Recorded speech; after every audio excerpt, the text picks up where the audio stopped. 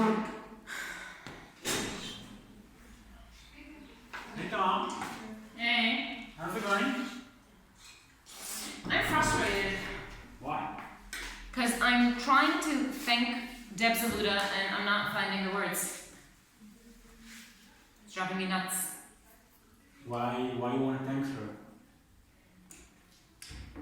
Why do I want to thank Deb? Because she's been the Lauder Employment Center's closest friend, really. She's been helping us so much in delivering the message, in thinking about development, in replicating the model to the north. Like, she's the person that I go to for brainstorming. She's leading the Go Northwest task force, you know, like, amazingly, and she's just always been there, so. Wow, amazing. So just look at the camera and say what you want to say. What now? Yeah. Okay.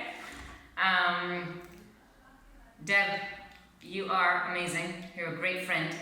We thank you so much for your support for the Lauder Employment Center in Akko.